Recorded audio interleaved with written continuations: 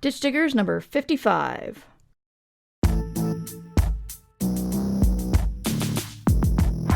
Ditch diggers appear and ain't no wannabes here with some not so nice advice for your writing career. To be clear, no punches will be pulled, but the punch may be spiked how they like before they get on the mic.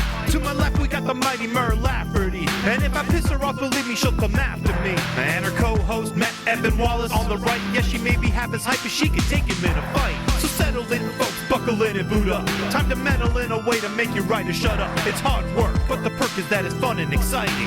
Facebook will still be there when you're done writing. Ditch Diggers!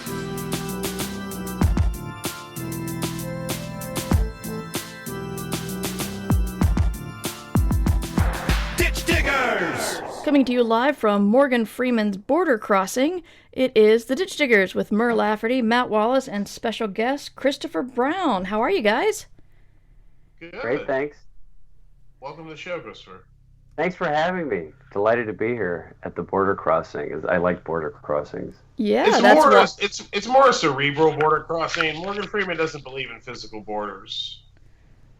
That's true. I knew that about him. He's an open planet kind of a guy, isn't he? He He is. He really is. This is really where you cross the border to expand your mind. No checkpoints, no shakedowns, no interrogations. Well, but there will be interrogations. More like expansive questions, self-reflective questions that we have to ask ourselves to achieve the next level of enlightenment. Exactly. Right on. I mostly come here to see the colors, but that's just me. So I want to apologize in public to Christopher. We did a recording for I Should Be Writing a couple of weeks ago, and it was a complete disaster. My recording was it was awful, and it was unsalvageable, and I was so embarrassed because I've been doing this for so damn long. This kind of thing shouldn't really happen. But it did. So Christopher was very kind enough to agree to another interview, and we decided to do Ditch Diggers so we, I don't bore him with the exact same questions. So please be welcome to the show, and thank you so much for giving us time again, Christopher. Oh, thanks for having me. It was a great pleasure, and that was a great conversation. Disaster notwithstanding, and I enjoyed it, and I look forward to talking to you guys about some different and maybe overlapping things. I was just going to point out I had nothing to do with the disaster, and it was all your fault. It's funny. I was waiting for you to point out how inept I was, and you weren't real quick on that. I'm a little No, I'm disappointed in you. not saying you're inept. I'm just saying in this case, I'm blameless. It's really more about being happy that I'm blameless in this instant. Because usually I'm not blameless. Usually I'm like hip deep in the blame Yeah. when things go awry. So I'm just enjoying the view from being removed from the blame. I see. Okay. So, Christopher, your book is The Tropic of Kansas. It came out last year? Yeah, Tropic of Kansas came out July of last year from Harper Voyager. Yeah, so tell us a little bit about it and why I was so clever to bring up Morgan Freeman's Border Crossing. Did you catch that? Did you catch it? Yeah, Yeah. I did. I picked up on that. Yeah, and as I say, border crossings are a particular favorite topic of mine. Yeah, Tropic of Kansas is a kind of dystopian road trip that opens when at a border crossing, specifically a Canadian-U.S. border crossing, when a kind of homeless teenager, the orphaned fugitive of political dissidents, gets deported back from Canada to a U.S. that's been walled off from the other side.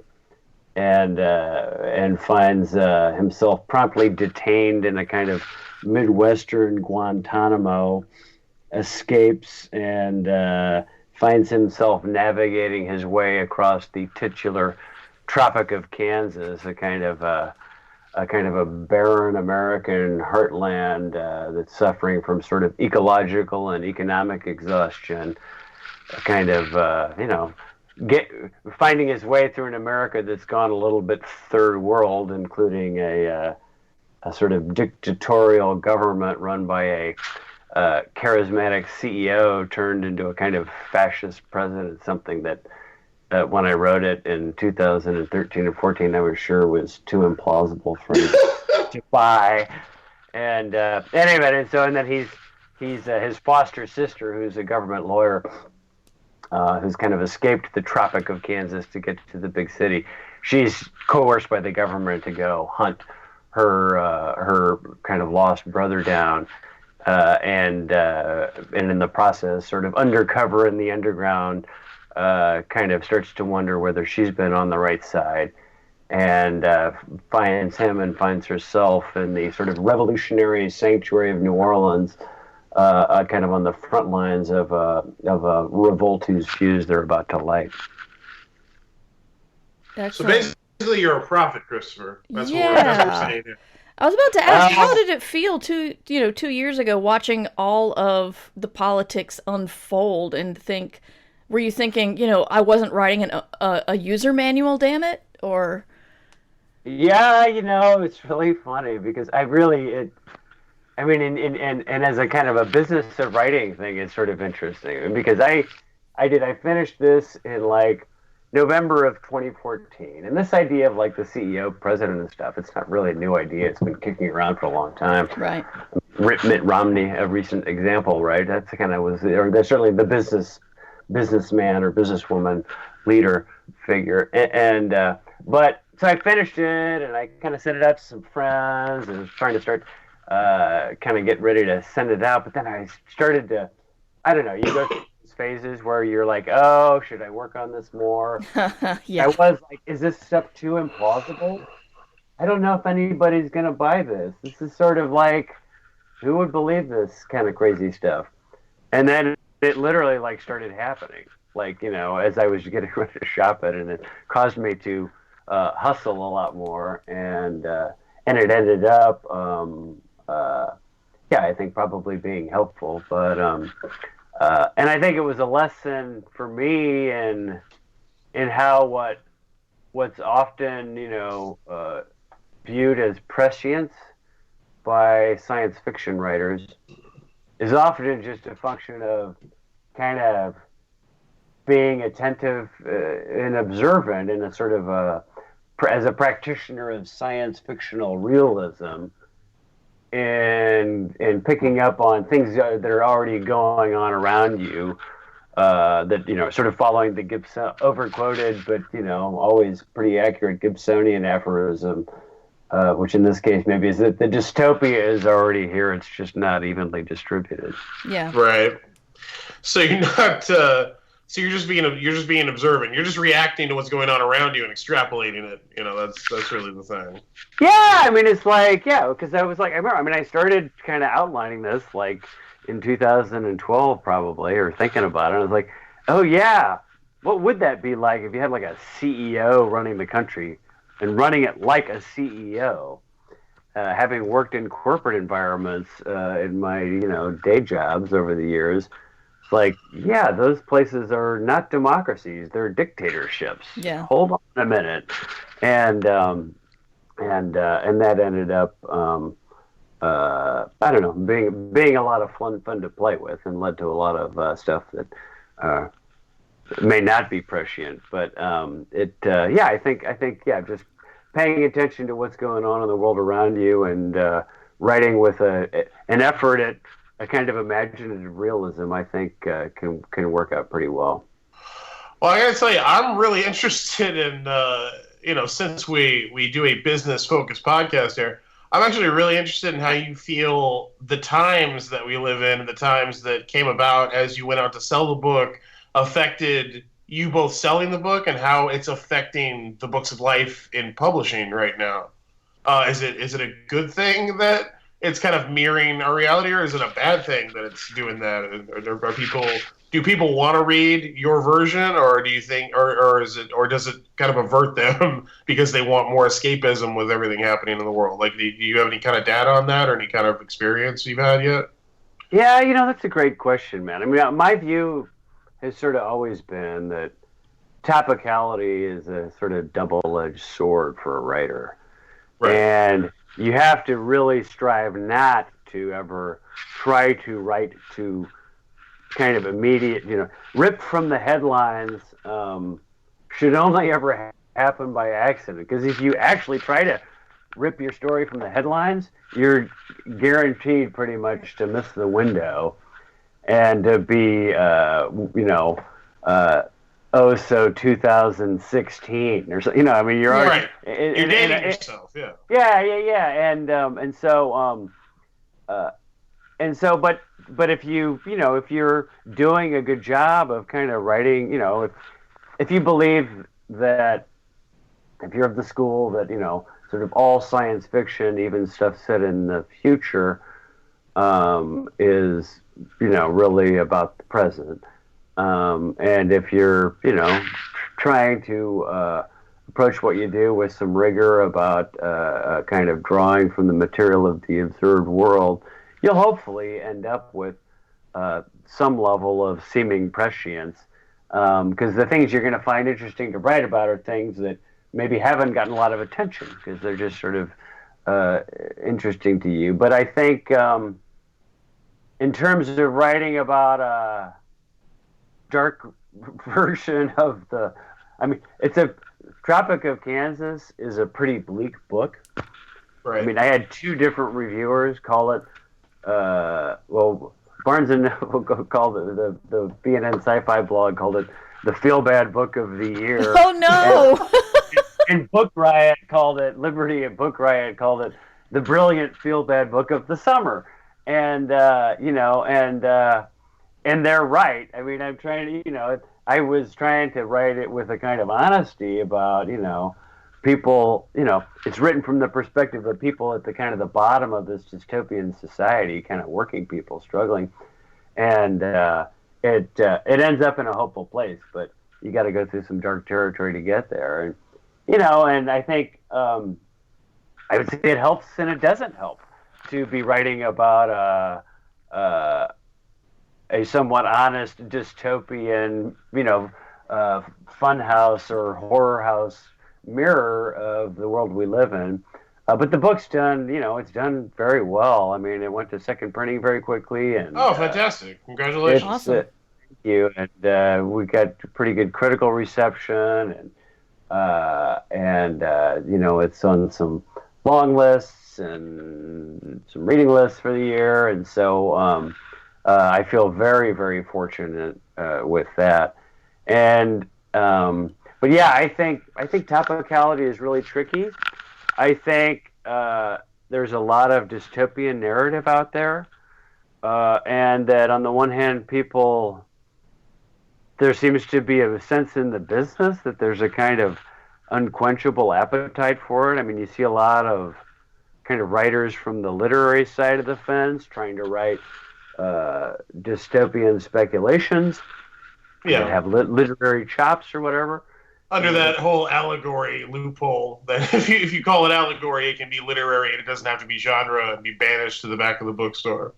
Yeah. I mean, it's just the manner in which those divisions are drawn, persistently eludes me. But anyway, yeah, there's this idea that people love dystopias, but I think in 2017, I mean, my impression was, you go, I try not to look too much at reader Amazon reviews or Goodreads reviews, but you go look once in a while and you get a good sampling, right? And some people they're like, yeah, give me this.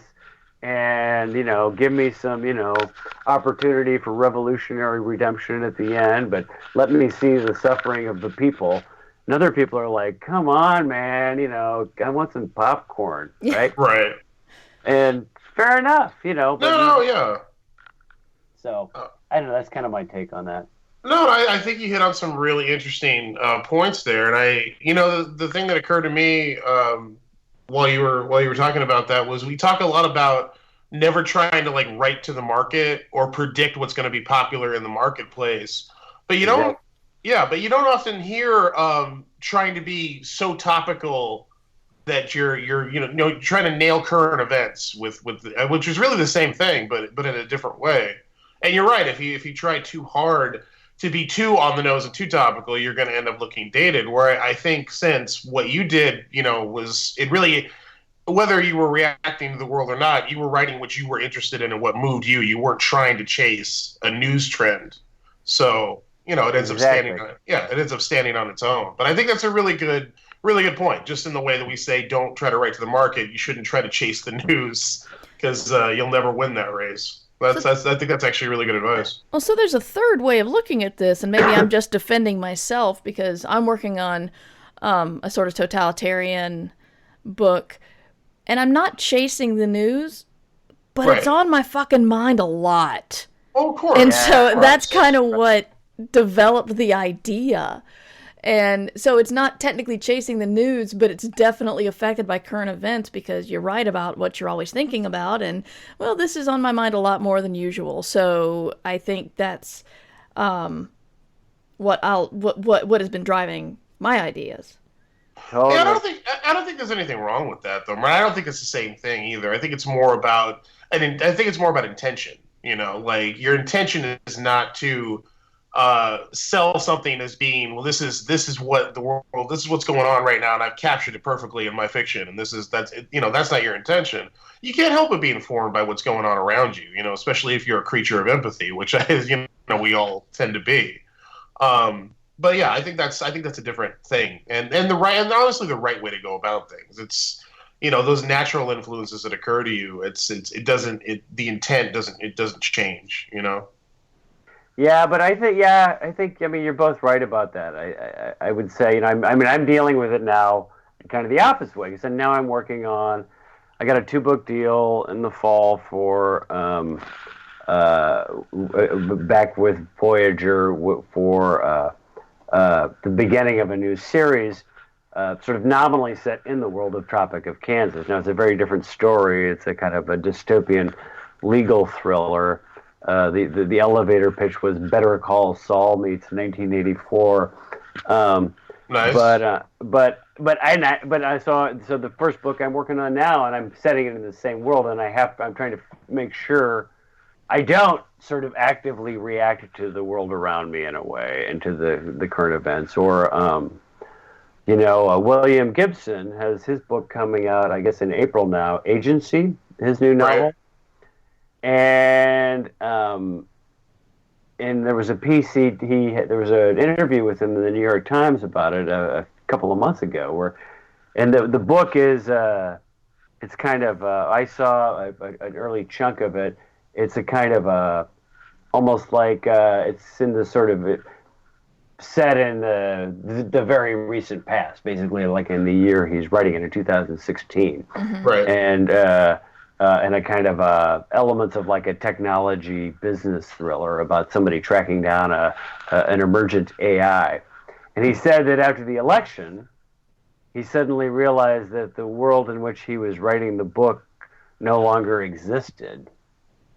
And he had to change it so that the book was taking place in an alternate universe in which Hillary won the election. Oh, wow. I did not know that. That's trippy. I thought that was an interesting take on that problem, and one of like having to be like immediately re-engineering your book as a consequence of, you know, what you're ripping from the headlines. No, that is definitely another angle that I had not considered, and definitely a radical and very interesting solution to that problem. Now I really want to read the book. Yeah, I'm curious to see how he does that. But that's a very good point. Yeah, you do. You may feel the need to. That's so heavy though. Like the world that I'm writing no longer exists. Just to accept that concept, man, and be able to intelligently apply it, I'd be so bummed out by just that realization. It would probably cripple me from writing anything about it. But props to him for being able to pivot. Yeah, maybe that's his therapy. Who knows? Maybe we all need to write books where Hillary won the election. I don't know. I can definitely say that, whatever you're doing, whether like in his case, he was writing something so specific to what was going on that he had to change the whole world when the world around him changed. Like I've certainly felt the effects of current events, like in my stuff. And the stuff I've been doing, like with my Send Is Your series, has nothing to do with politics or really reality in any significant way. But, you know, one of the things that happened halfway into this series was everything with the election and current events and all these things. And I've been feeling, you know, very dark the last couple of years. And I was writing kind of a lighthearted urban fantasy comedy series about, you know, chefs in New York cooking for supernatural creatures. And now because of how everything that's happened, like 3 books in, it's sort of stopped being a comedy series. And people noticed. So I've got a lot of reviews asking, 3 books in, where's the funny gone? Why is everything so dark all of a sudden? So I think it can bleed in on you no matter what kind of stuff you're doing, And Totally. yeah, and it's hard not to reflect that. Again, even if your writing has nothing to do with being topical or being on the news, it's really just about, again, I think empathy and your emotional state and the way you're reacting to that news can bleed into it. And there's nothing wrong with that. I think you got to write true to yourself in any respect. And even from a business standpoint, people might look at that and say that was probably not the smartest thing to do, Matt. You should have found a way to continue to be funny and maybe a little lighter. And I don't agree, for my money. Like, I had to go with the direction that I felt was true to me and the way I was at the time. And I think the story is better for it. I think it's deeper and richer for it. If it turned a few people off, I don't regret that decision. So You can't I please didn't. Yeah, I everybody. think Hey, We know that. I didn't. Yeah, I didn't mean to make it all about me all of a sudden. I felt that was something relevant to the issue that I Well, wanted. and I think you said it in two different ways. You have to be true to yourself, and you have to write what moves you, and that to me is the nub of it, and that to me is the best path to success and the best path to producing the best work. It may have varying economic implications depending on the particular circumstances and cultural context, but that's kind of the only way to go in my book. No, and I agree with you, Christopher. I think that's something I'm sure we've touched on that in the past, Murray, but I think it's always worth reinforcing is, it's not, you do have to be a smart business person, but you can't put the business before everything when you work in a creative medium. Yeah. That's where we start. We start off with the creative side of things, and then we figure out how to sell it. And you can't put the cart before the horse, which I think is what this whole conversation has kind of been about. And I think that's a conversation that's always worth having because it's easy to mix them up, man. It's you get into this thing with the purest of intentions, and then before you know it, you're dealing with agents and editors and reviewers and critics and readers and all these other influences, and you're dealing with this industry that's unfamiliar to you, and you're trying to figure out how to navigate it. It's easy to lose sight of what your original intentions were and start adapting both yourself and your work to try to suit everyone else's, what they perceive as the needs of the industry. So don't do that. Stay who you are. Stay true, Pony Boy, is what I'm basically trying to say. Oh God. I want to go off of something you said earlier, Christopher, because we talked about. You mentioned the book being on some long lists and stuff, and we were gonna go into discussion of awards because awards season is with the Hugos officially open with lots and lots and lots of people talking about their own eligibility, people they like eligibility, and stuff. And if I remember correctly, this is up for the Compton Crook Award.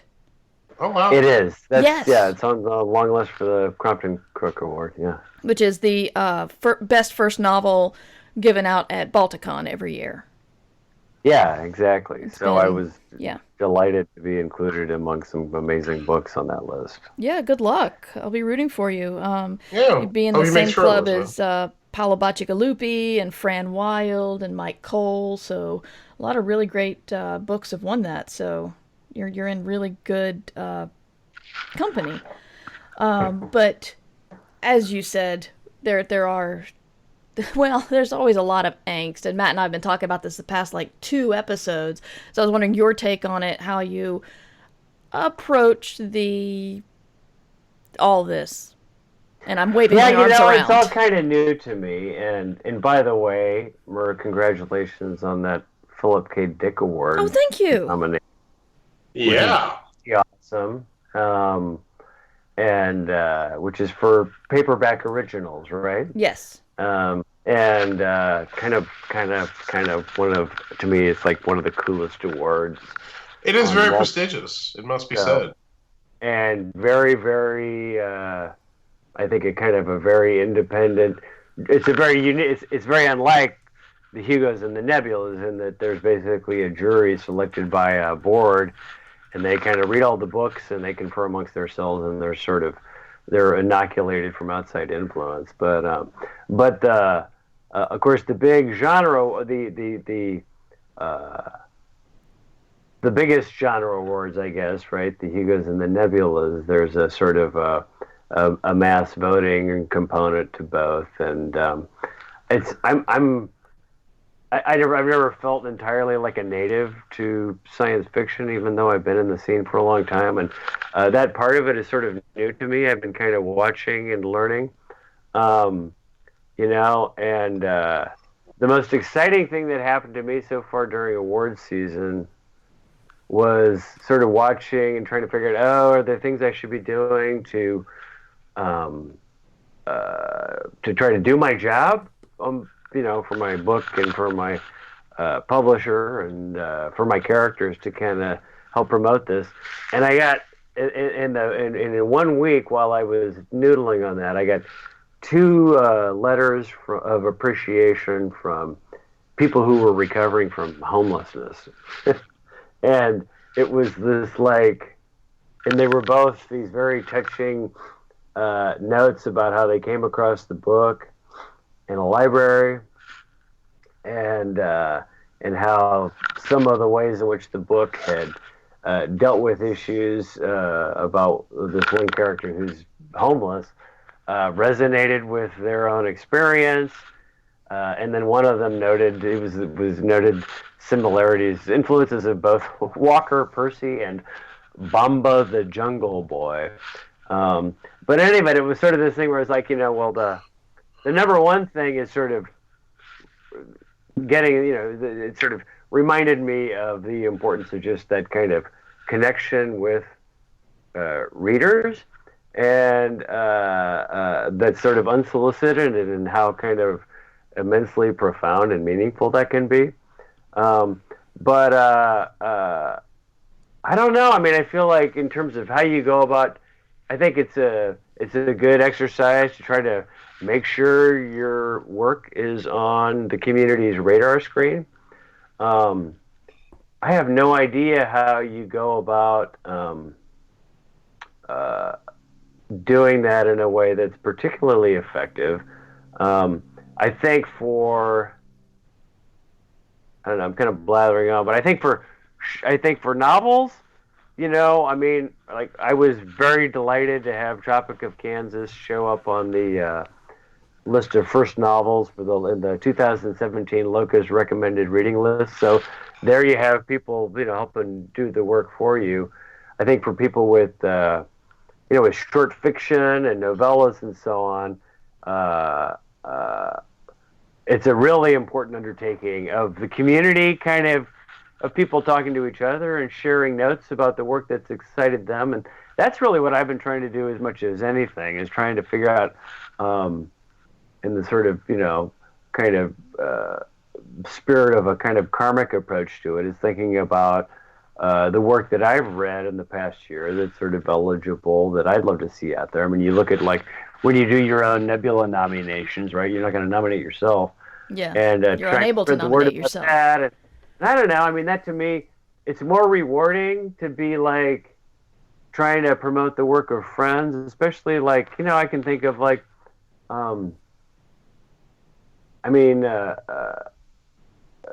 there are, friends who I think have produced amazing work, or others who aren't even people I know well, who produced amazing work, especially short work, that I'd love to see get more attention. And to me, that's the really exciting thing about the awards, is when it can give attention to works that might otherwise have been kind of slipping into the radar screen, but really deserve more recognition because they're really great. Absolutely, and that happens so rarely. I think that it definitely is one of the coolest things to see, especially with the bigger awards like the Nebulas and the Hugos.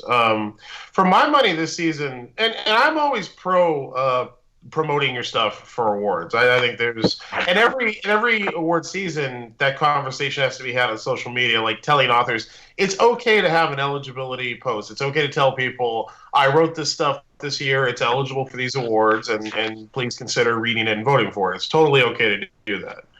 And the fact that we still have to tell people that every single year, I'm not sure what that says about the community or the stuff still surrounding the awards, but it's probably worth taking a look at.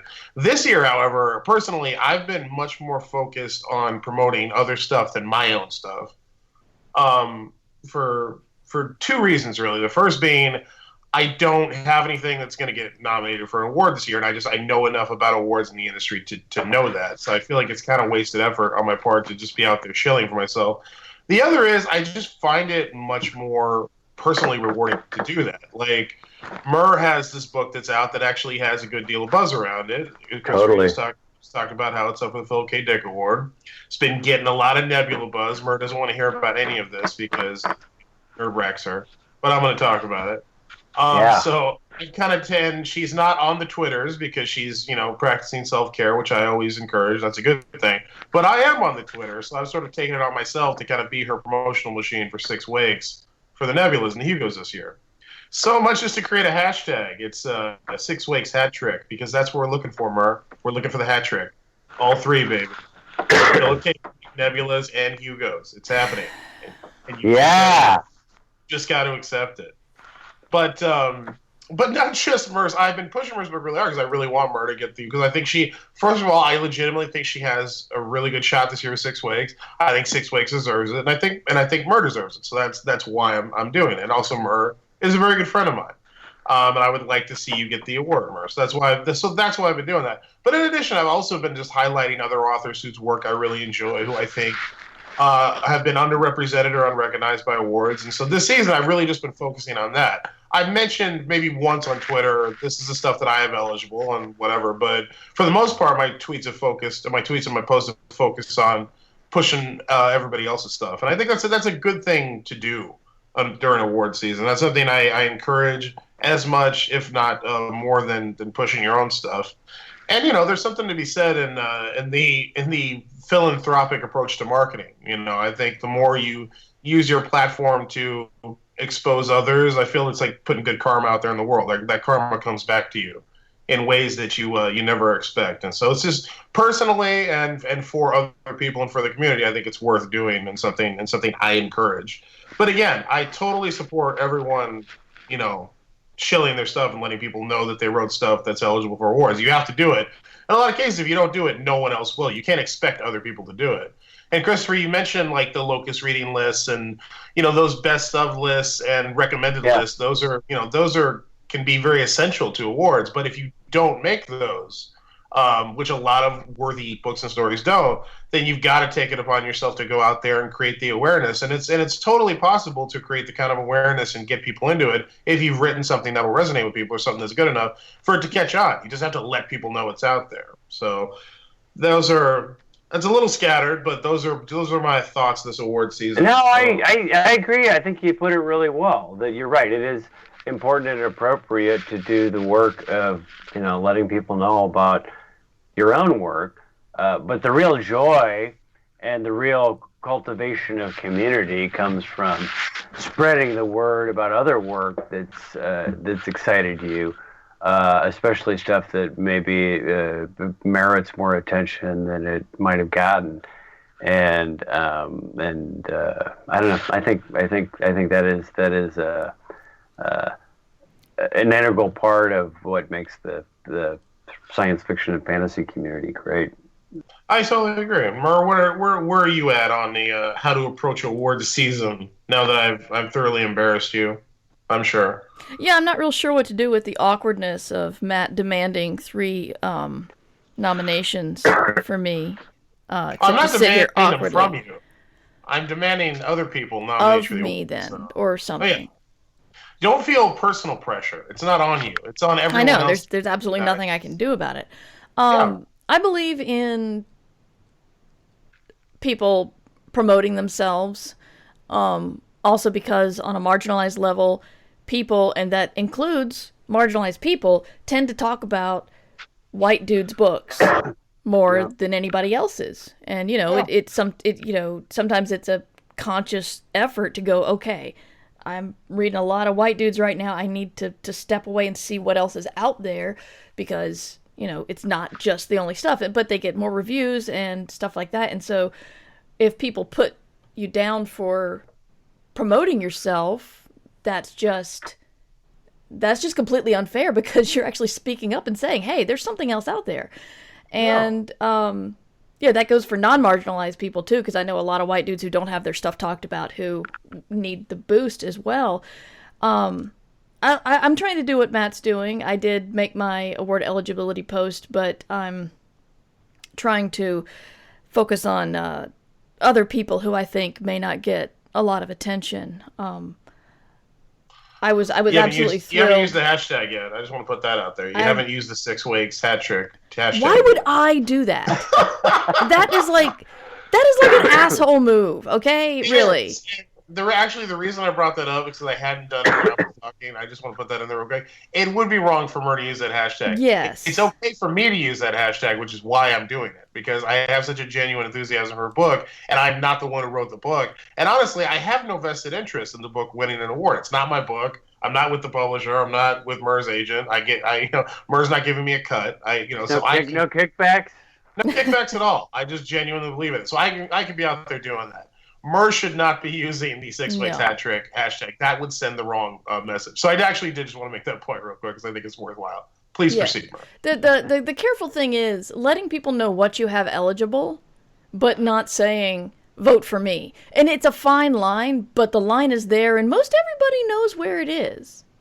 So that's pretty much where I stand, but I have discovered something, and this is a self-care thing I usually talk about in my other show, but I'll bring it up here, is that I've discovered when I feel bad about something, say somebody gets exciting news and I get stupidly, childishly jealous or something, I've discovered that promoting other people when I feel like that is a very good use of my energy, because that makes me feel better.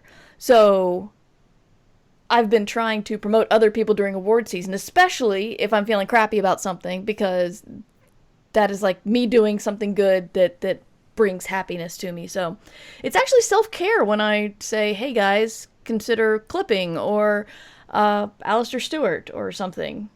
It's all about me, really. That's what it is. Right. So true. No, but I think that's a great tip, Martin. I think it's totally valid and a good way to channel that. You're turning a frown upside down, Martin. You're turning negative into a positive, and I respect that. No, that's great advice. I think that's great advice for the right reason too. If I could pivot back for just a second, because this just occurred to me, but I want to tell this story. I don't think I've told the story in Districts where we talked about awards. I got on a kick a while back where I found on YouTube old episodes of Harlan Ellison's old sci-fi show from like '93. What? He had a little segment on the Sci-Fi Buzz and the Sci-Fi Channel. Wow. Where he would talk about various stuff. And however you feel about Harlan Ellison, it's a very interesting snapshot of the period. And I recommend everybody check it out, just because in terms of like historical documents, it really captures a lot of the SFF scene of that time very well. But I remember him. He did several episodes on awards and talked a lot about the Hugos and the Nebulas, because he won like 50 of them. But I do remember in '93 he talked about how, well, it's finally happened, folks. This year, people went on the internet and begged people to vote for them for the Hugo Awards. And they managed to get on the ballot. And that's the way he put it. But I remember thinking when I saw that, I bet what people really did was just the early version of eligibility posts, is where they went on the 93, 94 message boards and were just like, hey, everybody, I wrote these things this year and they're eligible for awards and I'd like to be considered for them. I sincerely doubt they went on the internet and message boards and just begged everyone, please vote for me. I sincerely want to win. Maybe they did. I don't know. I don't actually know what the text was. But I just remember thinking how I really feel like he was reacting to the concept of telling people that you have awards eligible work, because that used to be such a taboo thing. Like, either you were nominated for awards at one point in time or you weren't. You didn't talk about it, right? Like, campaigning was not a thing that was done by authors. Yeah. And it was just such an interesting thing, thinking about the difference between those times and the times we live in now. And obviously I categorically disagree with the way he was reacting to the technological means authors suddenly had to promote their stuff, because we just said it's totally okay to promote your stuff and let people know your awards eligible. But just that attitude of it's so inappropriate to let anyone know that you have an awards eligible work, and somehow the cream should just rise to the top, which is not a thing. Like you were talking about, Murr, we lose so many marginalized voices and so many people who are not promoted in mainstream medias unless someone brings attention to them, So, And a lot I of guess times my, you've got the problem of really popular people. When you're popular and you keep creating, that snowballs itself. yeah, it's the same with But the they Oscars. not it's not Yeah. just like marketing that they put behind the big stuff. It's, there's Harlan Ellison. We recognize him. And when we It's a see deep Harlan cut, Ellison has a new story out, you think, "Oh, Harlan Ellison has a new story out. Must read the Harlan Ellison story." And even if somebody else wrote something freaking amazing, you're not going to see their name, clue into this is something I have to read. So, like, once you Oh. get to a certain level, you just can kind of coast on your name awareness, and that's another way that certain people, and I'm not even talking about marginalized people, I'm just talking about really successful No, authors absolutely. and stuff, can get their stuff in front of people. And even if you're not intending to coast, it's a thing that just happens. You know Oh, what I mean? sure, And the thing yeah. is, it becomes a thing of like, even if people, and I think especially if people haven't read, because there every year you have plenty of people who vote who maybe they know the novels they want to vote for, but they haven't had time to read all the short stories and the novelettes and the novellas and everything. So it's like voting. It's like any kind of election or any kind of awards things. You tend to go with names you know. So if you have a ballad of short stories that you actually haven't read any of, but you recognize a name, there are plenty of people who just check off the name they know and go, "Oh, well, Harlan must deserve to win it again this year because I know he's very good." So it even becomes a thing of not, well, I'll read his story because I know him. I'll just vote for the name because I know the name and I don't know any of these other names. Exactly. That's totally a thing that happens. So that's why it's necessary to go online and not beg people for votes, but make people aware. Raise that awareness. Well, it's also why it's really important for us all to try to do our part to help promote uh, diverse voices, new voices, fresh voices, people who are doing innovative work, and to try to help, use this platform that the awards and the attention that this kind of seasonal attention to a big body of work to kind of look across the field and try to help people see the range of new stuff that's coming out. I mean, I think, there's a lot more interest in translation of works of science fiction and speculative fiction from the Chinese language because of the three-body problem winning the Hugo. I think Absolutely. there's a lot more interest in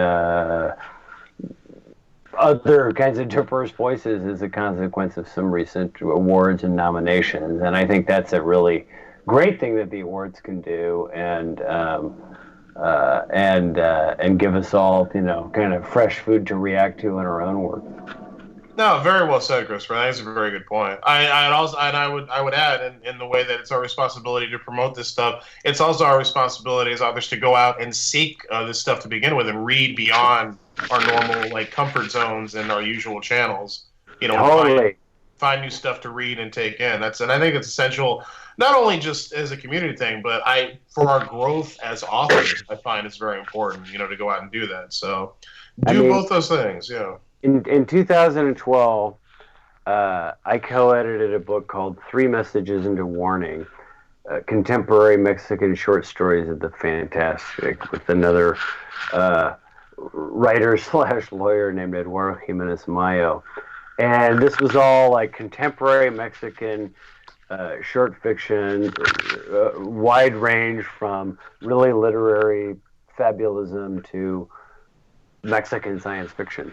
And really interesting, and some really interesting horror stories, particularly horror stories by women. Oh man, that sounds amazing! I had not heard of that before. Oh well, yeah, and it was a cool book. It almost happened by accident, but I mention it because it was we got the nomination for the World Fantasy Award for Best Anthology in 2013, and to the point we were just talking about, when that book got the World Fantasy Award, from the perspective of a lot of these Mexican writers, many of whom are my friends or acquaintances, you would have thought that it was like an Academy Award nomination. Oh no, of course, yeah. It had such a huge impact on their sense of the validation of the value of their work, especially for the ones who are Mexican science fiction writers, where there's not as a developed kind of a genre community. And the impact of that kind of recognition of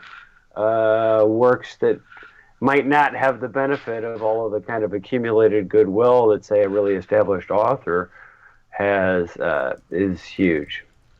No, absolutely. I think that's a fantastic point. Just very is that I'm just curious. Is that does that anthology still in print? Is it still out there? It is. It is. It's available from Small Beer Press. The press run by Grant and Kelly Link, and yeah, and it's there's a lot of very sort of short stories, and I translated a few of them, and it's amazing work. And yeah, because it's really hard to it's challenging to go and find work like that in another language, obviously, and to putting together any kind of multi-author anthology is challenging, and doing one of works in translation is really hard. So it was sort of to Gavin and Kelly's credit, and really to my co-editor who did a big chunk of the work and kind of probably produced more than half of the stories. But yeah, and I feel like there's more and more interest in work like that, international literature of the fantastic, because I think people have a hunger for it, and I think the awards can really play a huge role in helping people be aware that that kind of stuff is even out there. No, I totally agree, and I think that's a fantastic point. And I will be sure to include a link to that anthology in our show notes too for everybody. And I encourage everybody to go check that out. Thanks. Very cool.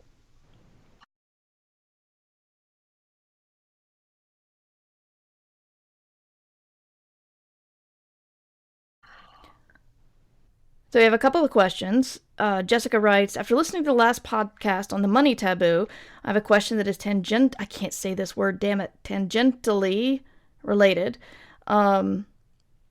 Basically, she wants to know about, in this economy with student loans and debt at an all-time high, should she apply to grad school?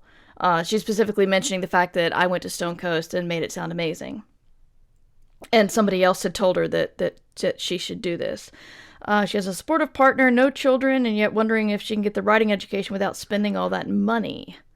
You guys, either one of you want to tackle this first?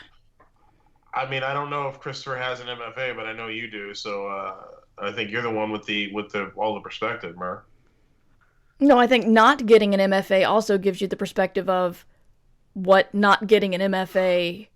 I understand. The thing is, I'm going to say you don't need one. So you're gonna have to be the one who explains the value of it. Okay. I'll try quickly. I mean, I went to law school rather than getting an MFA, which was not in any immediate way helpful to my writing. And I was in Iowa City, where a lot of my friends were in the MFA program at the Writers Workshop. And I think the great advantage, I think, of getting a fine arts degree like that in your field is if you can do it at a program where they not only help you hone your craft, but they also help you with the kind of professional practices and with learning how to think about it as a vocation. And if you get an MFA, you have a certification from which you can get a job teaching and making a living teaching writing. And I think in that respect, it has, kind of great potential, and that there's a lot to be said for it. Yeah, I mainly went because I actually wanted to learn, which so many people find baffling. People say, why would you want to get an MFA? Because it doesn't guarantee publication or even help you towards publication, in that they're going to, you absolutely need a law degree, etc. But I found it useful. Now, granted, I did not have student loans at the time, so I don't know if that probably would have affected my decision had the concept of increasing my debt load been so prevalent, because not only do you have the tuition to deal with, you also have travel, unless you live in Maine. So, because it's a low residency program, so you have to travel there twice a year. It was awesome. It was very helpful to my writing, and I don't regret one bit of it. But I think that there's so many people who have succeeded. I mean, so many people who've succeeded without MFAs that if you decide not to do it, I don't think you haven't harmed yourself. It can help, but not doing it is not harmful, if that makes sense. So, you can look to the other, maybe consider one of the 6-week courses like Odyssey or Clarion West, because a lot of people have said what you get out of that is like an MFA condensed into 6 weeks. It's an intense 6 weeks, but if you talk to a great many of the really respected professional authors these days, many of them went to Clarion. So many. And so maybe consider that, because while not free or cheap, it's a lot cheaper than an MFA program. So there's that. That's really great advice. And maybe in Clarion is probably maybe an even faster track into at least writing genre work. Mm-hmm. I would definitely say so. Yeah, I've heard like all of us. I've heard so many success stories based on Clarion, and also just it gives you a certain kind of cred with a lot of people in the genre, because everybody knows it. Whether they win or not, everybody knows Clarion. Yeah, I agree with everything you said, Mark. Awesome. And that is all of our Ditch Diggers questions. Well, that was a good question. It was a really good question. I do want to say, before we say goodbye to Christopher, that I have a copy of Tropic of Kansas, and I'm happy to give it away if you want to send us an email and put giveaway and Ditch Diggers in the title, just to make sure it doesn't go into the wrong mailbox for me. I'll do a random drawing next week, and we'll give away this awesome book, and I'll be sad to see it go, but good to spread the word of this fantastic, dire book. But Christopher, you want to tell us a little bit about where to find you online? Sure, you can find me at ChristopherBrown.com and or on Twitter at NB_Chris or Instagram at EbitDada. But just go to ChristopherBrown.com and it's all there. Excellent. And the book is Tropic of Kansas, and it is out now. Matt, you want to shill? Yes, well, on the topic of awards season and on the topic of Hugo nominations opening, did you know, Murr, that Ditch Diggers is eligible for Best Fancast at the Hugos? Is it? It is. Did you further know that we were actually nominated last year for a Hugo? That I totally forgot about that. I need to. And did you further know that while we were in serious contention, we did not win that Hugo? I do know that.